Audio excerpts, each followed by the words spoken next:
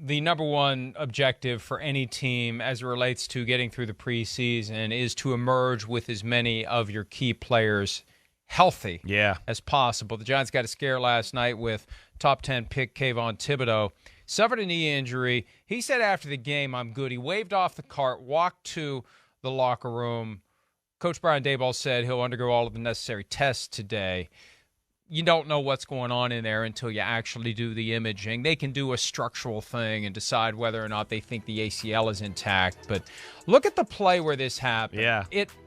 It's legal, but is it clean? That's the question. Thaddeus Moss coming across the formation. Why is it legal? Below the waist block. It's legal because it's in the tackle. I didn't say it's illegal. It's legal because it's in the tackle box. Yeah. It's illegal outside of the tackle box, but is it clean? I guess you're right. There are plenty of legal hits that aren't regarded as clean by the men who play the game. So this could be legal, but also in the subjective assessment of football players, a dirty play. Definitely. In the man's world of football, why are you going down there? It's a no-no in the football world. It is. It's a BS block by Thaddeus Moss. Chris, what if they're drawing it up that way? What if that's the play? You come across and you seal it that way with a low block. What if that was what he was told to do? Well, fine. Then you aim at the hip or the thigh, but that's just too low. It's there is a little bit of a code of conduct here to protect your fellow brethren.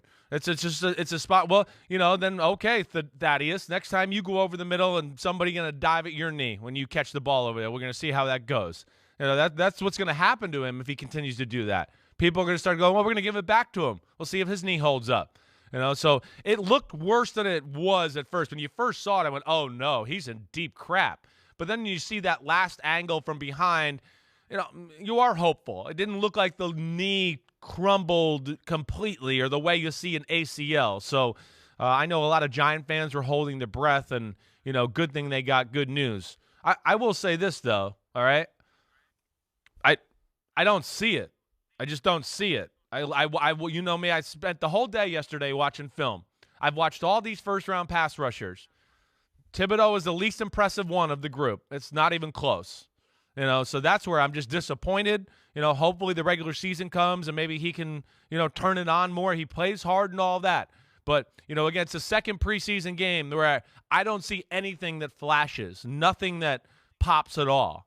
And I can't say that about Aiden Hutchinson or Trayvon Walker or George Karlaftis, who's just dominating people on the Chiefs' defensive line.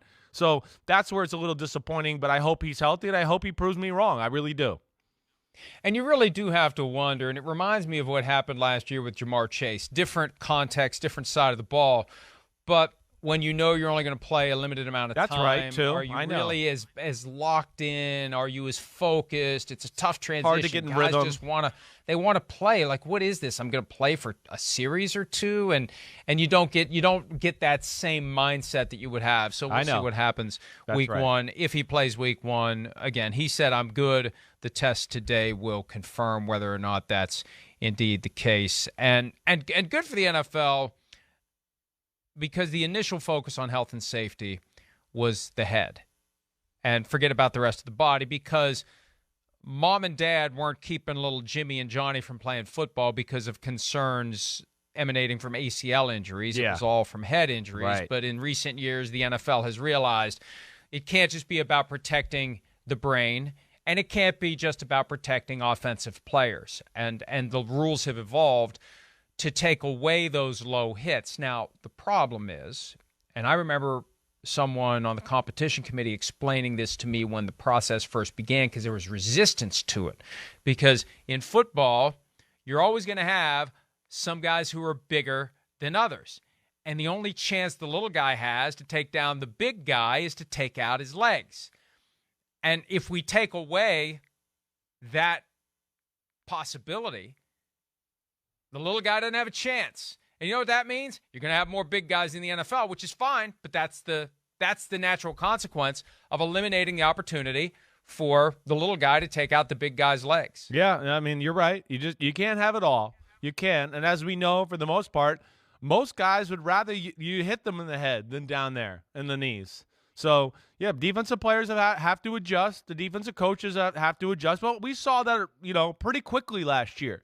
So, yeah, you can't take on the blocker and chop his knee down like that and do that. So, hey, what do? Okay, you got to kind of just, what they would say in the NFL, shoot your gun and just go try to get the ball carrier and mess up the play that way to now make, okay, here's a pulling guard. Okay, you're coming to get blocked. Just go get the guy behind there instead of waiting there and try to chop him down and let somebody else make the tackle. You go, make it all a mess, and then maybe the running back has to stop and cut back, and I think defensives are getting a hang of that. We've seen the adjustment to the head pretty quickly, and I think we'll continue to see the adjustment here in this department as well. And it's not just urban legend. Larry Fitzgerald has admitted that he used to tell defensive backs, I'll pay the fine. Right. Hit me high, don't hit me low. You hit me high and you get fined, and I'll pay it, because he would rather have a concussion than a knee injury, because the concussion goes away fairly quickly. The knee injury can wreck you for a year. Yeah. For some guys, you're never the same, right, because it never quite heals the way it was supposed to. Hi, I'm Mike Tirico, and thanks for watching. Make sure to hit subscribe for the latest news and highlights from NBC Sports.